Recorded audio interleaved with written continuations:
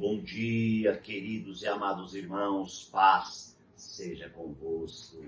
Mais uma vez aqui com vocês no canal Reino em Pauta, liberando uma palavra de vida ao seu coração. Queridos, nós estamos aqui em uma série sobre o tema constituídos. Pensa nesse tema, queridos. Deus te constituiu, Deus te fez, Deus te criou, Deus colocou você num plano. Deus, amados irmãos, Ele colocou você dentro do propósito. Você faz parte, literalmente, do propósito de Deus. Muito bem, nós estamos no capítulo 2 de Gênesis, verso 10, onde a palavra do Senhor fala da preparação de Deus para o homem, fazendo-lhe jardim. E ali o Senhor colocou, então, um rio que dividiu em 4 braços, né? 4 braços. Glória a Deus pelo rio, irmãos, que o Senhor criou ali no jardim, para abençoar o homem. E na última reflexão eu falei sobre 3 coisas muito importantes, que foi, amados irmãos, o ouro daquela terra de Havilá, onde circunda o rio, né, onde o rio banha. Falei sobre o bidélio e falei sobre a pedra de ônix. Glória a Deus por essas 3 coisas na nossa vida, né? O ouro é a natureza de Deus.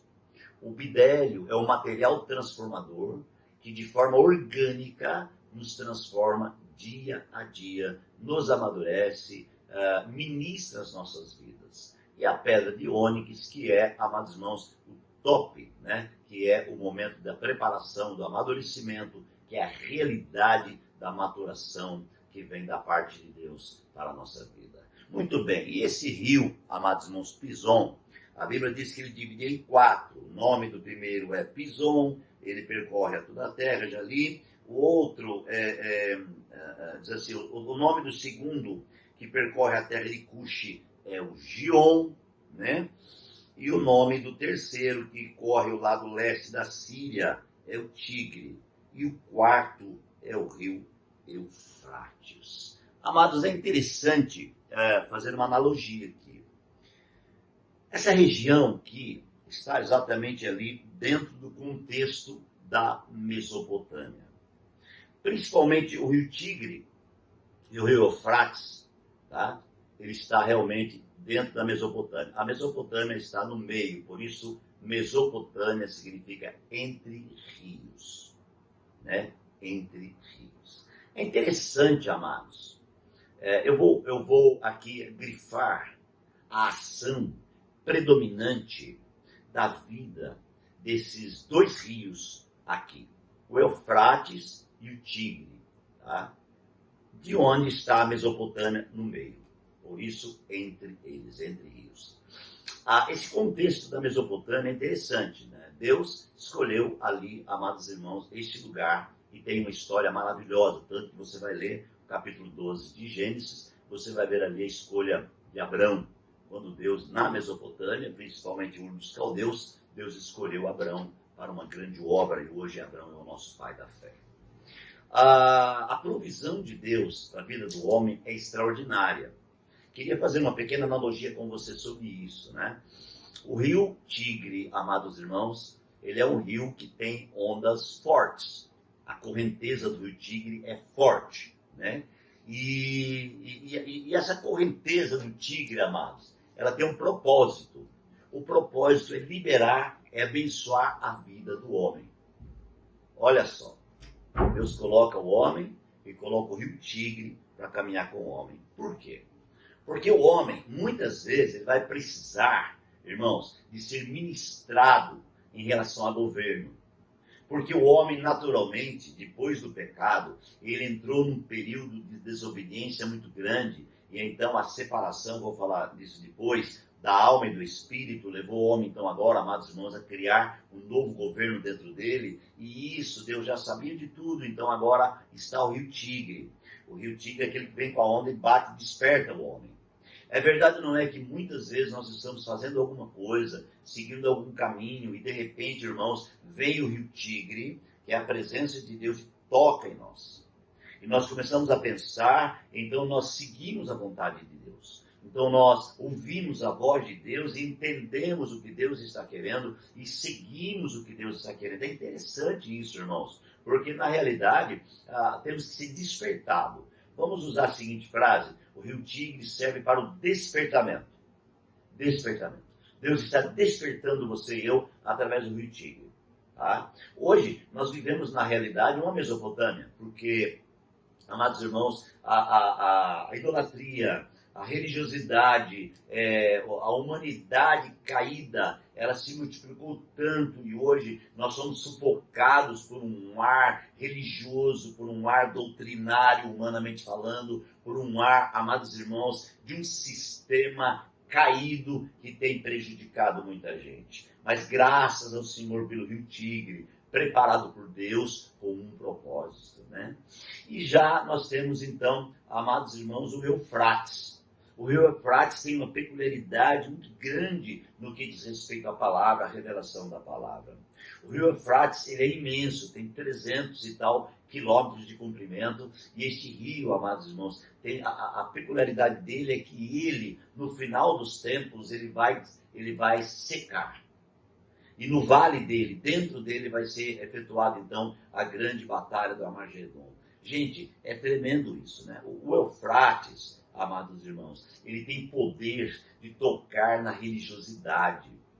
Por que então que ele vai secar no final dos tempos? Porque toda religiosidade vai cair por terra quando Jesus voltar. Glória a Deus, irmãos. Não vai haver mais necessidade do rio Eufrates. O final do rio Eufrates será a grande batalha do Armagedon. É interessante isso, né? Já falei muito no canal sobre isso, futuramente podemos voltar a falar um pouco mais. Mas o que eu quero fixar aqui é que no contexto da Mesopotâmia, no contexto daquilo que estamos pregando, no contexto de ser constituídos, amados, está a presença desses rios. Eu já falei do rio Pison com 3 elementos poderosos, e agora eu acabei falando do rio Tigre, que é poderoso para mudar, para transformar, para mover, né? Para mover, e também o rio Eufrates, que trata-se da religiosidade. Toda religiosidade, amados, tem que cair por terra, porque a vida, ela tem que excluir toda a religiosidade, né? O ser religioso, aquele, amados irmãos, que é dogmático, aquele que diz é assim, tem que ser assim, ou eu nasci assim, vou morrer assim, ninguém muda. Gente, eu falei de governo. Deus é todo governante. Deus implanta dentro do homem uma fé governante. Deus ama, amados irmãos, morar, e eu disse já que nós somos a casa favorita de Deus. Agora, Ele quer realizar algo extraordinário. E o que eu quero dizer no finalzinho dessa reflexão é que todos nós, queridos, fomos chamados com um propósito, constituídos com um propósito, e agora nós estamos dentro desse contexto de constituição. Nós estamos guardados, preparados, prontos a viver a realidade de uma nova vida. Meus amados, é algo extraordinário. A experiência de ser guardado é linda, né? Existe uma linguagem nos pilotos de avião, nos comandantes, que é quando você vai voando em cima e você depois vê aquela nuvem espessa, tensa, aquela nuvem forte. Então você entra na nuvem. Sabe como que eles chamam isso? Eles falam assim: eu vou guardar o avião na nuvem, né? Eu mesmo tive o privilégio de fazer isso quando eu tive a oportunidade de pilotar um aviãozinho, um avião jato. Você guardar o avião na nuvem é uma experiência, irmãos, assim, muito grande. Porque, na verdade, você está indo visual, né? Você está indo visual, você está ali manual, trabalhando a aeronave, e aí quando você chega e você vê aquela nuvem na frente, né? Você entra nela. Quando você entra nela, amados, some tudo, acaba tudo. Eu me lembro que nós entramos dentro da nuvem naquela hora. Estávamos aqui em cima de São Roque, perto de São Paulo. Um pouco para cá nós entramos a 650 km por hora dentro da nuvem. Quando você entra, irmãos, é como se você sumisse. E fica aquele silêncio, você olha de um lado, do outro, escuro, você não vê mais nada. É mais ou menos assim. Deus nos criou e nos fez para que nós fôssemos guardados nele. Isso é constituição.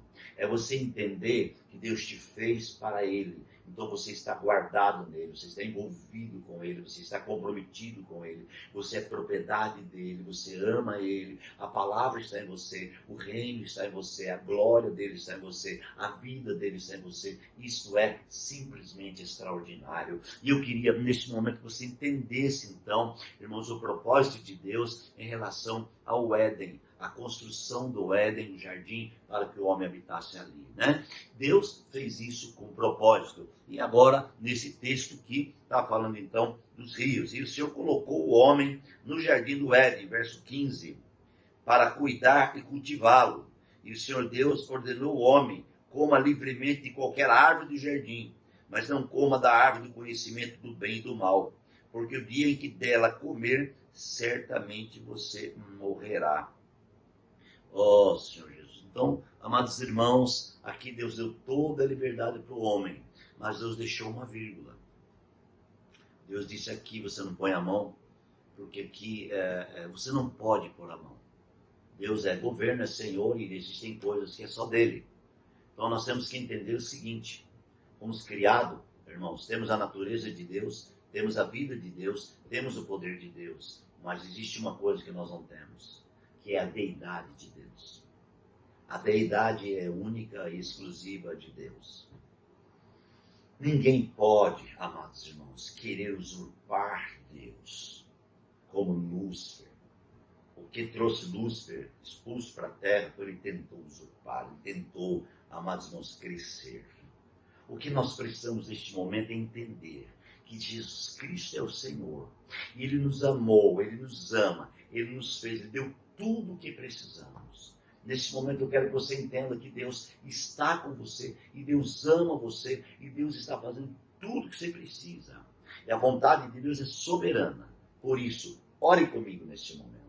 Deus, eu quero te glorificar por mais uma palavra. Obrigado por esse momento. Que o Senhor santifique as nossas vidas, que o Senhor abençoe grande e poderosamente. Nós nos colocamos diante do Senhor e nos rendemos para a honra, a glória e o louvor do Senhor. Fica conosco, Deus, e sustenta cada um em nome de Jesus. Amém. Queridos, que Deus te abençoe. Um grande abraço, um beijo no seu coração e até amanhã.